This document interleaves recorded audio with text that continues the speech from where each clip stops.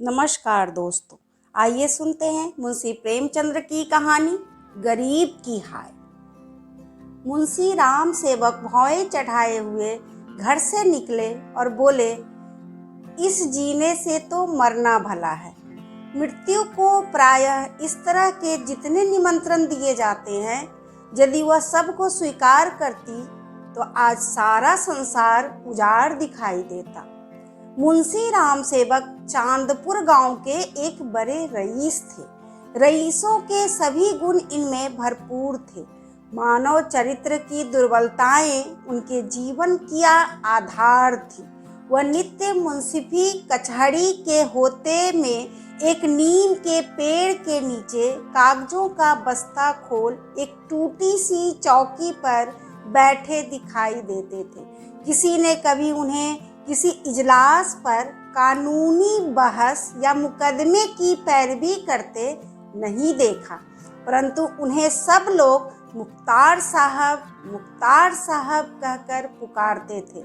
चाहे तूफान आए, पानी बरसे, ओले गिरे, पर मुख्तार साहब वहाँ से टस से मस न होते। जब वह कचहरी चलते तो देहातियों के झुंड उनके साथ हो लेते। चारों ओर से उन पर विश्वास और आदर की दृष्टि पड़ती। सब में प्रसिद्ध था कि उनकी जीभ पर सरस्वती विराजती हैं। इसे वकालत कहो या मुख्तारी, परंतु यह केवल कुल मर्यादा की प्रतिष्ठा का पालन था। आमदनी अधिक न होती थी।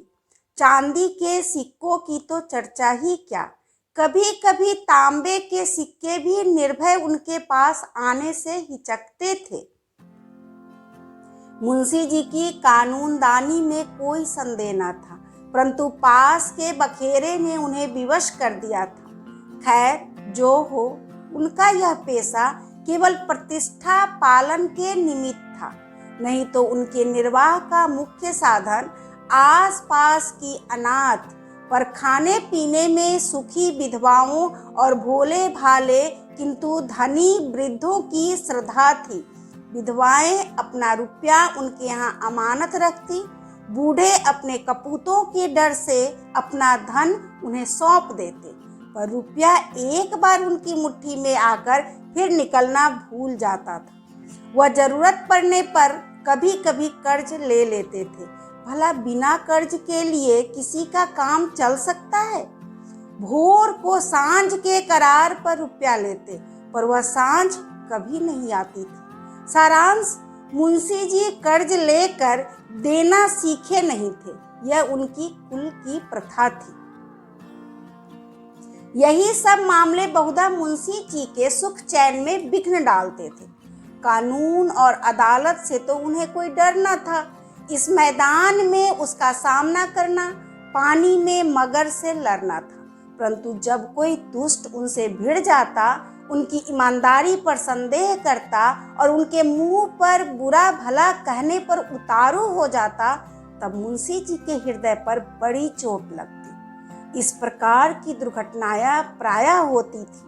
हर जगह ऐसे ओछे लोग रहते हैं जिन्हें दूसरों को नीचा दिखाने में ही आनंद आता है। ऐसे लोगों का सहारा पाकर कभी कभी छोटे आदमी मुंशी जी के मुंह लग जाते थे, नहीं तो एक कुंजड़िन को इतनी मजाल नहीं थी कि आंगन में जाकर उन्हें बुरा भला कहे। मुंशी जी उसके पुराने ग्राहक थे। बरसों तक उससे साग भाजी ली थी। यदि दाम न दिया जाए तो कुंजड़िन को संतोष करना चाहिए था। दाम जल्दी या देर से मिल ही जाते, परंतु वह मुंहफट कुंजड़िन 2 ही वर्षों में घबरा गई और उसने कुछ आने पैसों के लिए एक प्रतिष्ठित आदमी का पानी उतार दिया। झुंझलाकर मुंशी जी अपने को मृत्यु का कलेवा बनाने पर उतारू हो गए, तो इसमें उनका कुछ दोष न था। इसी गांव में मुंगा नाम की एक विधवा ब्राह्मणी रहती थी। उसका पति ब्रह्मा की काली पलटन में हवलदार था और लड़ाई में वही मारा गया। सरकार की ओर से उसके अच्छे कामों के बदले मुंगा को 500 रुपये मिले थे। विधवा स्त्री, जमाना नाजुक था, बेचारी ने सब रुपए मुंशी राम सेवक को सौंप दिए और महीने महीने थोड़ा थोड़ा उसमें से मांगकर अपना निर्वाह करती रही। मुंशी जी ने यह कर्तव्य कई वर्ष तक तो बड़ी ईमानदारी के साथ पूरा किया, पर जब वह बूढ़ होने पर भी मूंगा नहीं मरी और मुंशी जी को यह चिंता हुई कि शायद उसमें से आधी रकम भी स्वर्ग यात्रा के लिए नहीं छोड़ना चाहती, तो एक दिन उन्होंने कहा, मूंगा तुम्हें मरना है या नहीं? साफ साफ कह दो कि मैं अपने मरने की फिक्र करूं। उस दिन मूंगा की आंखें खुली, उसकी नींद टूटी, बोली, मेरा हिसाब कर दो। हिसाब का चिट्ठा तैयार था, अमानत में एक कौड़ी बाकी न थी। मूंगा ने बड़ी कड़ाई से मुंशी जी का हाथ पकड़कर कहा, अभी मेरे 250 रुपये तुमने दबा रखे हैं, मैं एक कौड़ी भी ना छोड़ूंगी। परंतु अनाथों का क्रोध पटाखे की आवाज है, जिससे बच्चे डर जाते हैं और कुछ असर नहीं होता। अदालत में उसका कुछ जोर न था, न लिखा पढ़ी थी, न हिसाब किताब। हाँ, पंचायत से कुछ आसरा था। पंचायत बैठी, कई गांव के लोग इकट्ठे हुए। मुंशी जी नियत और मामले के साफ थे, उन्हें पंचों का क्या डर। सभा में खड़े होकर पंचों से कहा, भाइयों, आप लोग सत्यनारायण और कुलीन हैं, मैं आप सब साहबों का दास हूँ। आप सब साहबों की उदारता और कृपा से, दया और प्रेम से मेरा रोम रोम कृतज्ञ है, और आप लोग सोचते हैं कि इस अनाथनी और विधवा स्त्री के रुपये हड़प कर गया हूँ।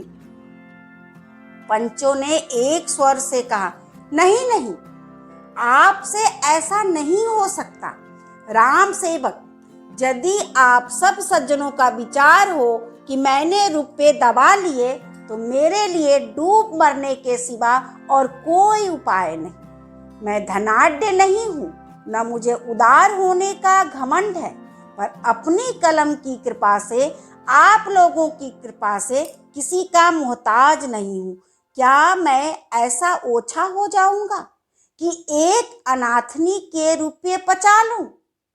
पंचों ने एक स्वर में फिर से कहा, नहीं नहीं, आपसे ऐसा नहीं हो सकता। मुंह देखकर टीका काढ़ा हो जाता है। पंचों ने मुंशी जी को छोड़ दिया। पंचायत उठ गई। मूंगा ने आह भरकर संतोष किया और मन में कहा, अच्छा अच्छा, यह न मिला तो ना सही, वहां कहाँ जाएगा। जब कोई मूंगा का दुख सुनने वाला और सहायक न था, दरिद्रता से जो कुछ दुख भोगने पड़ते हैं, वह सब उसे झेलने पड़े। वह शरीर से पुष्ट थी, चाहती तो परिश्रम कर सकती थी, पर जिस दिन पंचायत पूरी हुई, उसी दिन उसने काम ना करने की कसम खा ली। अब उसे रात दिन रुपयों की रट लगी रहती। उठते बैठते, सोते जागते उसे केवल एक काम था, और वह मुंशी राम सेवक का भला मनाना। अपने झोपड़े के दरवाजे पर बैठी हुई वह रात दिन उन्हें सच्चे मन से असीसा करती। बहुधा अपने असीस के वाक्यों में ऐसे कविता के वाक्य और उपमाओं का व्यवहार करती कि लोग सुनकर अचंभे में आ जाते। धीरे धीरे मूंगा पगली हो चली। नंगे सिर, नंगे शरीर, हाथ में एक कुल्हाड़ी लिए हुए सुनसान स्थानों में जा बैठती। झोपड़ी के बदले अब वो मरघट पर, नदी के किनारे, खंडहरों में घूमती दिखाई देती। बिखरी हुई लटें, लाल लाल आंखें, पागलों सा चेहरा, सूखे हुए हाथ पांव, उसका यह स्वरूप देखकर लोग डर जाते थे। अब कोई उसे हंसी में भी नहीं छेड़ता। यदि वह कभी गांव में निकल आती तो स्त्रियां घरों के किवाड़ बंद कर लेती, पुरुष कतरा कर इधर उधर से निकल जाते और बच्चे चीख मारकर भागते। यदि कोई लड़का भागता न था तो वह मुंशी राम सेवक का सुपुत्र राम गुलाम था। बाप में जो कुछ कोर कसर रह गई थी वह बेटे में पूरी हो गई थी। लड़कों का उसके मारे नाक में दम था। गांव के काने लंगड़े आदमी उसकी सूरत से चींटते थे और गालियां खाने में तो शायद ससुराल में आने वाले दामाद को भी इतना आनंद ना आता हो। वह मूंगा के पीछे तालियां बजाता, कुत्तों को साथ लिए हुए उस समय तक रहता जब तक वह बेचारी तंग आकर गांव से निकल न जाती। रुपया पैसा होश हवास खोकर उसे पगली की पदवी मिली और अब वह सचमुच पगली थी। अकेली बैठी अपने आप घंटों बातें किया करती, जिसमें राम सेवक के मांस, हड्डी, चमड़े, आंखें, कलेजा आदि खाने को, मसलने को, नोचने खसोटने की बड़ी उत्कंठा इच्छा प्रकट कर जाती थी। और जब उसकी यह इच्छा सीमा तक पहुंच जाती तो वह राम सेवक के घर की ओर मुंह करके खूब चिल्लाकर और डरावने शब्दों में हाक लगाती, तेरा लहू पीऊंगी। प्रायः रात के सन्नाटे में यह गरजती हुई आवाज सुनकर स्त्रियां चौंक पड़ती थी, परंतु इस आवाज से भयानक उसका ठठाकार हंसना था। मुंशी जी के लहू पीने की कल्पित खुशी में वह जोर से हंसा करती थी। इस ठाके से ऐसी आसुरिक उदंडता, ऐसी पाशविक उग्रता टपकती थी कि रात को सुनकर लोगों का खून ठंडा हो जाता था। मालूम होता मानो सैकड़ों उल्लू एक साथ हंस रहे हैं। मुंशी राम सेवक बड़े हौसले और कलेजे के आदमी थे। न उन्हें दीवानी का डर था न फौजदारी का, परंतु मूंगा के इन डरावने शब्दों को सुनकर वह भी सहम जाते। हमें मनुष्य के न्याय का डर न हो, परंतु ईश्वर के न्याय का डर प्रत्येक मनुष्य के मन में कभी कभी ऐसी ही भावना उत्पन्न कर देता। उनसे अधिक उनकी स्त्री के मन में उनकी स्त्री बड़ी ही चतुर थी। वह उनको इन सब बातों में प्रायः सलाह दिया करती थी। उन लोगों की भूल थी जो लोग कहते थे कि मुंशी का जीभ पर सरस्वती विराजती है। वह गुण तो उनकी स्त्री को प्राप्त था। बोलने में वह उतनी ही तेज थी जितना मुंशी जी लिखने में थी, और यह दोनों स्त्री पुरुष प्रायः अपनी हवस दशा में सलाह करने की अब क्या करना चाहिए। आधी रात का समय था। मुंशी जी नित्य नियम के अनुसार अपनी चिंता दूर करने के लिए शराब के 2-4 घूंट पीकर सो गए थे। एकाएक मूंगा ने दरवाजे पर आकर जोर से हाक लगाई, तेरा लहू पीऊंगी, और खूब खिलखिलाकर हंसी। मुंशी जी यह भयावह ठाका सुनकर चौंक पड़े।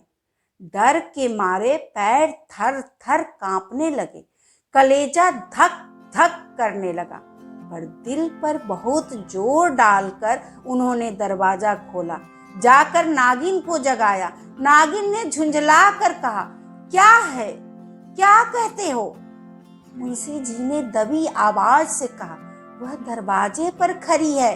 नागिन उठ बैठी। क्या कहती है? तुम्हारा सिर। क्या दरवाजे पर आ गई? हाँ, आवाज नहीं सुनती हो? नागिन मूंगा से नहीं परंतु उसके ध्यान से बहुत डरती थी, तो भी उसे विश्वास था कि मैं बोलने में उसे जरूर नीचा दिखा सकती हूँ। संभल कर बोली, कहो तो मैं उससे 2-2 बातें कर लूं। परंतु मुंशी जी ने मना किया। दोनों आदमी पैर दबाए डेवढ़ी में गए और दरवाजे से झांक कर देखा। मूंगा की धुंधली मूरत धरती पर पड़ी थी और उसकी सांस तेजी से चलती हुई सुनाई देती थी। राम सेवक के लहू मांस की भूख में वह अपना लहू और मांस सुखा चुकी थी। एक बच्चा भी उसे गिरा सकता था, परंतु उससे सारा गांव थर थर कांपता था। हम जीते मनुष्य से नहीं डरते, पर मुर्दे से डरते हैं। रात गुजरी, दरवाजा बंद था, पर मुंशी जी और नागिन ने बैठकर रात काटी। मूंगा भीतर नहीं घुस सकती थी, पर उसकी आवाज को कौन रोक सकता था। मूंगा से अधिक डरावनी उसकी आवाज थी। भोर को मुंशी जी बाहर निकले और गूंगा से बोले, यहाँ क्यों पड़ी है? मूंगा बोली, तेरा लहू पीऊंगी। नागिन ने बल खाकर कहा, तेरा मुंह झुलस दूंगी। पर नागिन के विष ने मूंगा पर कुछ असर न किया। उसने जोर से ठहाका लगाया। नागिन खिसियानी सी हो गई। हंसी के सामने मुंह बंद हो जाता है। मुंशी जी फिर बोले, यहाँ से उठ जा। ना उठूंगी। कब तक पड़ी रहेगी? तेरा लहू पीकर जाऊंगी। मुंशी जी की प्रखर लेखनी का यहाँ कुछ जोर न चला और नागिन की आग भरी बातें यहाँ सर्द हो गई। दोनों घर में जाकर सलाह करने लगे, यह बला कैसे टलेगी? इस आपत्ति से कैसे छुटकारा होगा? देवी आती है तो बकरे का खून पीकर चली जाती है, पर यह डायन मनुष्य का खून पीने आई है। वह खून जिसका अगर एक बूंद भी कलम बनाने के समय निकल पड़ती थी तो अठवारों और महीनों सारे कुनबे को अफसोस रहता था और यह घटना गांव में घर घर फैल जाती। क्या वही लहू पीकर मूंगा का सूखा शरीर हरा हो जाएगा? गांव में यह चर्चा फैल गई। मूंगा मुंशी जी के दरवाजे पर धरना दिए बैठी है। मुंशी जी के आगमन में गांव वालों को बड़ा मजा आता था। देखते देखते सैकड़ों आदमियों की भीड़ लग गई। इस दरवाजे पर कभी कभी भीड़ लगी रहती थी। यह भीड़ राम गुलाम को पसंद न थी। मूंगा पर उसे ऐसा क्रोध आ रहा था कि यदि उसका वश चलता तो वह उसे कुएं में ढकेल देता। इस तरह का विचार उठते ही राम गुलाम के मन में गुदगुदी समा गई और वह बड़ी कठिनता से अपनी हंसी रोक सका। आहा, वह कुएं में गिरती तो क्या मजे की बात होती, परंतु यह चुड़ैल यहाँ से टलती ही नहीं। क्या करूं? मुंशी जी के घर में एक गाय थी जिसे खाली दाना और भूसा तो खूब खिलाया जाता, पर वह सब उसकी हड्डियों में मिल जाता। उसका ढांचा पुष्ट होता जाता था।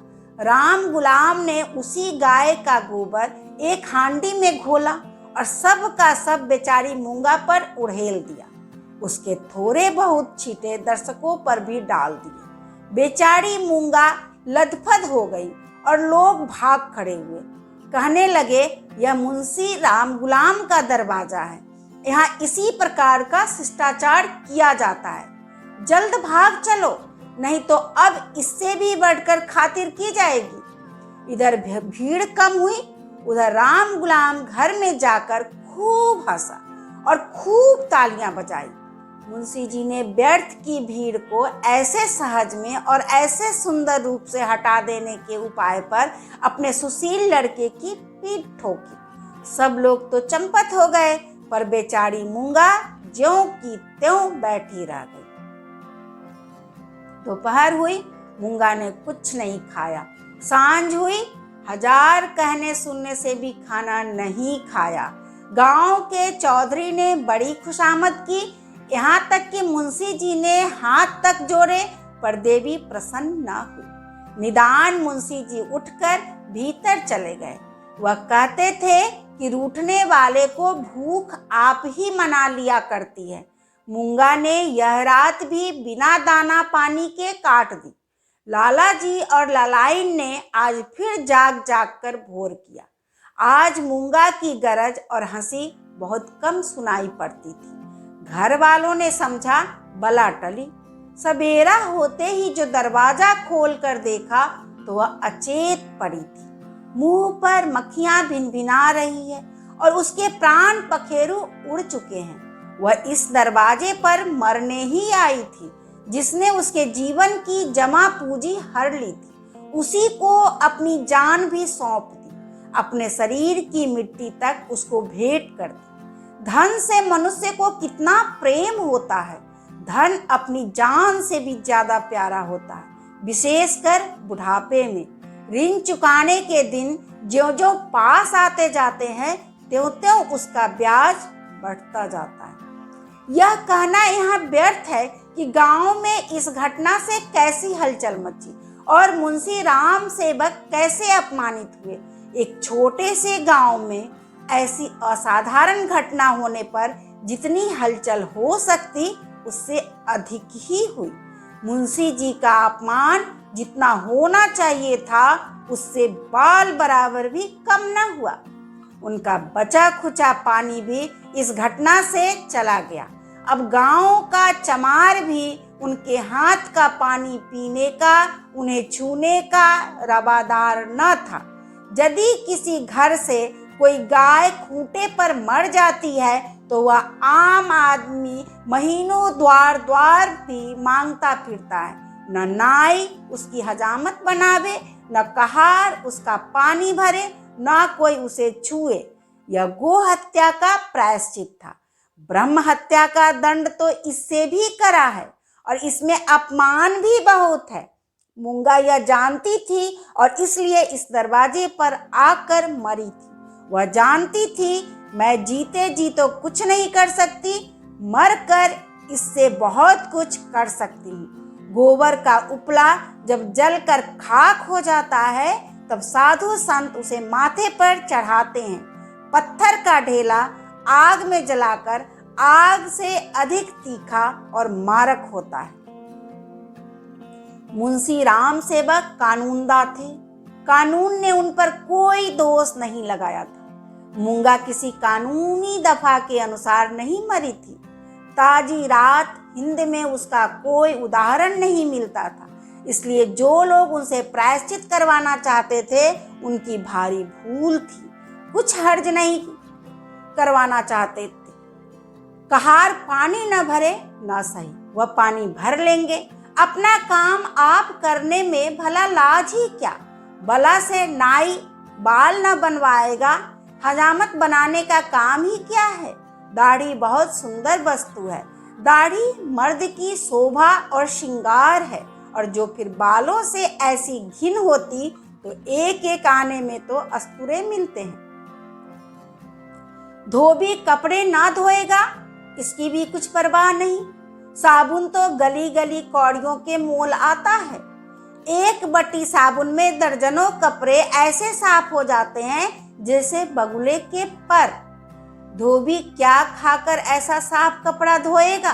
पत्थर पर पटक पटक कर कपड़ों का लत्ता निकाल लेता है। आप पहने, दूसरे को भारे पर पहनाए, भट्टी में चढ़ाए, रेह में भिगोए, कपड़े की तो दुर्गति कर डालता है। तभी तो कुर्ते 2-3 साल से अधिक नहीं चलते, नहीं तो दादा हर 5वें बरस 2-3 अचकन और 2 कुर्ते बनवाया करते थे। मुंशी राम सेवक और उनकी स्त्री ने दिन भर तो यूं ही कहकर अपना मन को समझाया। सांझ होते ही उन्हें तर्कनाएं शिथिल हो गई। अब उनके मन पर भय ने चढ़ाई की। जैसे तैसे रात बीतती थी, भय भी बढ़ता जाता था। बाहर का दरवाजा भूल से खुला रह गया था, पर किसी की हिम्मत न पड़ती थी कि जाकर बंद तो कराए। निदान नागिन ने हाथ में दिया लिया, मुंशी जी ने कुल्हारा, राम गुलाम ने गड़ासा। इस ढंग से तीनों आदमी चौंकते हिचकते दरवाजे पर आए। यहाँ मुंशी जी ने बहादुरी से काम लिया। उन्होंने निधड़क दरवाजे से बाहर निकलने की कोशिश की। कांपते हुए पर ऊंची आवाज में नागिन से बोले, तुम व्यर्थ डरती हो, वह क्या यहाँ बैठी है? पर उनकी प्यारी नागिन ने उन्हें अंदर खींच लिया और झुंझला कर बोली, तुम्हारा यही लड़कपन तो अच्छा नहीं। यह दंगल जीतकर तीनों आदमी रसोई के कमरे में आए और खाना पकने लगा, परंतु मूंगा उनकी आंखों में घुसी हुई थी। अपनी परछाई को देखकर मूंगा का भय होता था। अंधेरे कोने में मूंगा बैठी मालूम होती थी। वही हड्डियों का ढांचा, वही बिखरे हुए बाल, वही पागलपन, वही डरावनी आंख, मूंगा का नक्शिक दिखाई देता था। इसी कोठरी में आटे दाल के कई मटके पड़े रखे हुए थे। यहाँ कुछ पुराने चिथड़े भी पड़े हुए थे। एक चूहे को भूख ने बेचैन किया। मटकों ने कभी अनाज की सूरत न देखी थी, पर सारे गांव में मशहूर था कि इस घर में चूहे गजब के डाकू हैं। तो वह उन दोनों की खोज में, जो मटकों से कभी नहीं गिरे थे, रेंगता हुआ इस चिथड़े के नीचे आ निकला। कपड़े में लड़खड़ाहट हुई। फैले हुए चिथड़े मूंगा की पतली टांग बन गई। नागिन देखकर झिड़की और चीख उठी। मुंशी जी बदहवास होकर दरवाजे की ओर लपके। राम गुलाम दौड़कर उनकी टांगे से लिपट गया। चूहा बाहर निकल आया। उसे देखकर इन लोगों के होश ठिकाने हुए। अब मुंशी जी साहस करके मटके की ओर चले। नागिन ने कहा, रहने भी दो, देख ली तुम्हारी मर्दानगी। मुंशी जी अपनी प्रिया नागिन के इस अनादर पर बहुत बिगड़े। क्या तुम समझती हो मैं डर गया? भला डर की क्या बात थी? मूंगा मर गई, क्या वह बैठी है? मैं कल नहीं दरवाजे के बाहर निकल गया था। तुम रोकती रही, मैं न माना। मुंशी जी के इस दलील ने नागिन को निरुत्तर कर दिया। कल दरवाजे के बाहर निकल जाना या निकलने की कोशिश करना साधारण काम न था। जिसके साहस का ऐसा प्रमाण मिल चुका था, उसे डरपोक कौन कह सकता है? यह नागिन की हठधर्मी थी। खाना खाकर तीनों आदमी सोने के कमरे में आए, परंतु मूंगा ने यहाँ भी पीछा न छोड़ा।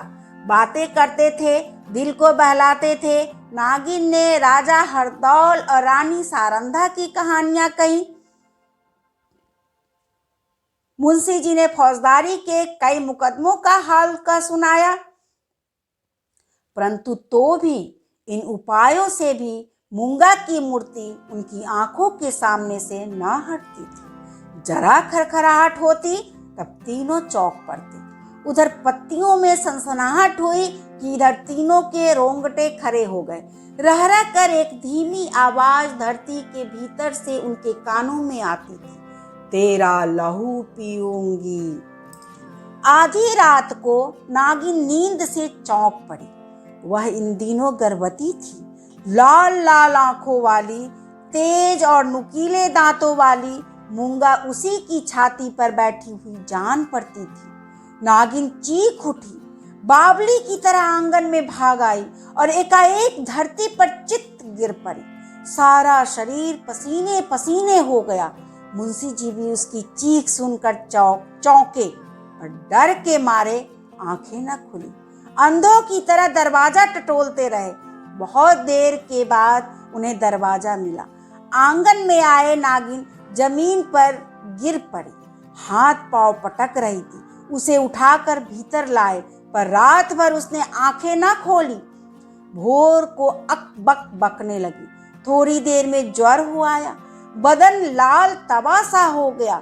सांझ होते होते सन्निपात हो आया और आधी रात के समय जब संसार में सन्नाटा छाया हुआ था, नागिन इस संसार से चल बसी। मूंगा के डर ने उसकी जान ले ली।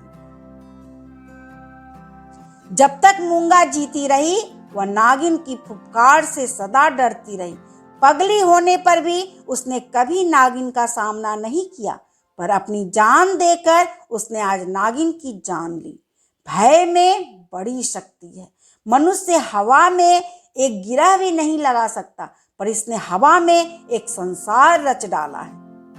रात बीत गई, दिन चढ़ता था, पर गांव का कोई आदमी नागिन की लाश उठाने को आता न दिखाई दिया। मुंशी जी घर घर घूमे, पर कोई न निकला। भला हत्यारे के दरवाजे पर कौन जाए?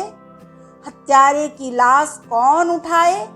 इस समय मुंशी जी का रोब दाब, उनकी प्रबल लेखनी का भय और उनकी कानूनी प्रतिभा एक भी काम न आई।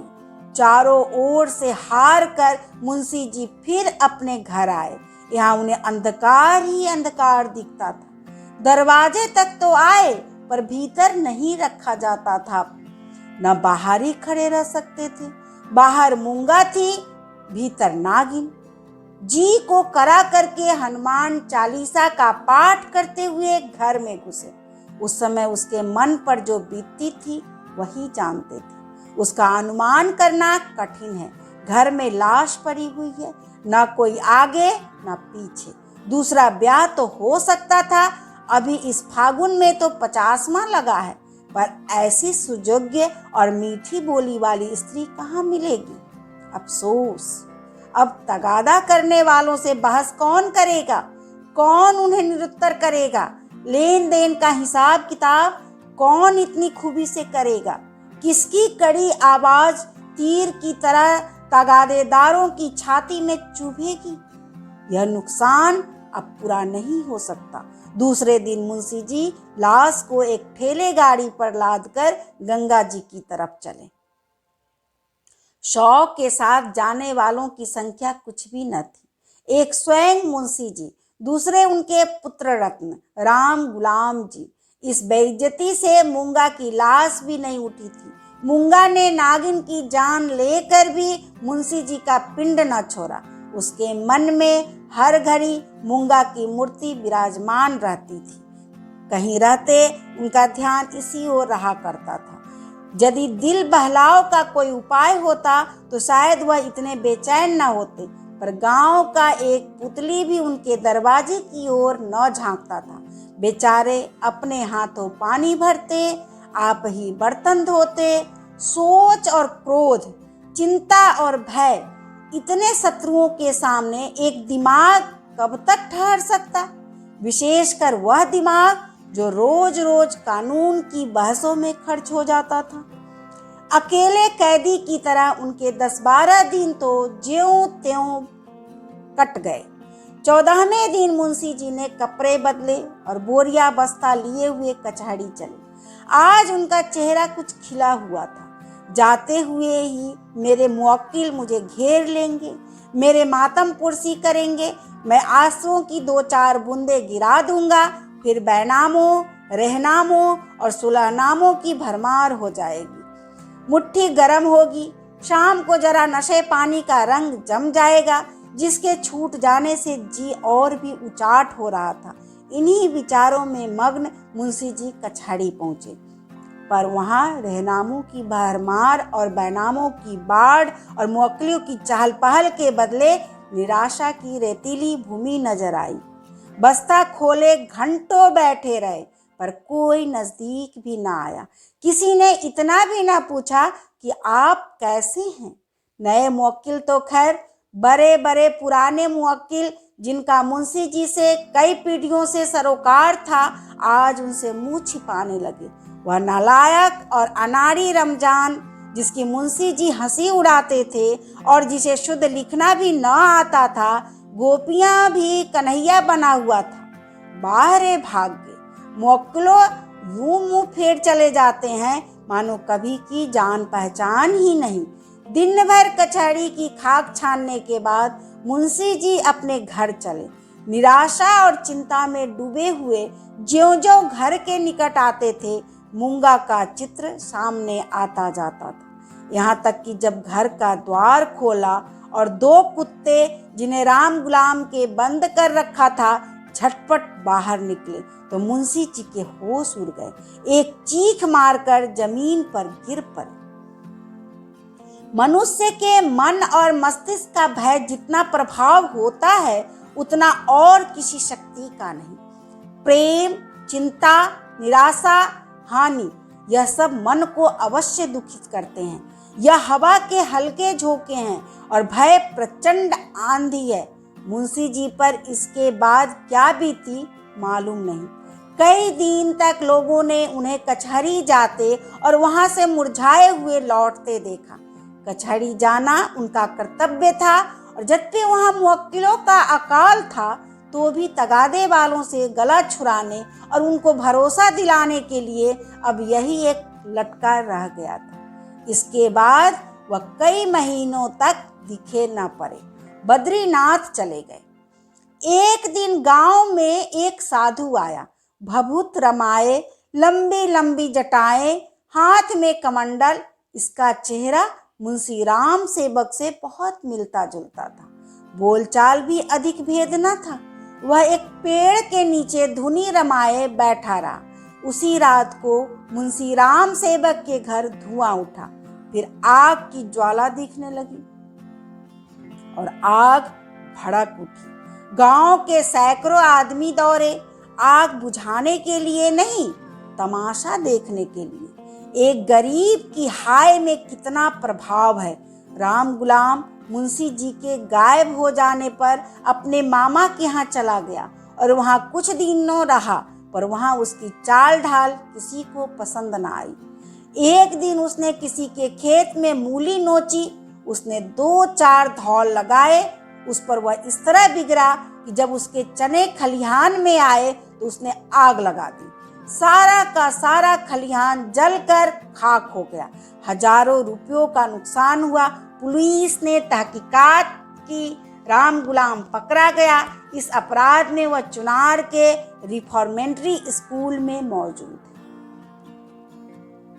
अभी आप सुन रहे थे मुंशी प्रेमचंद्र की कहानी गरीब की हाय। कैसी लगी आपको ये कहानी?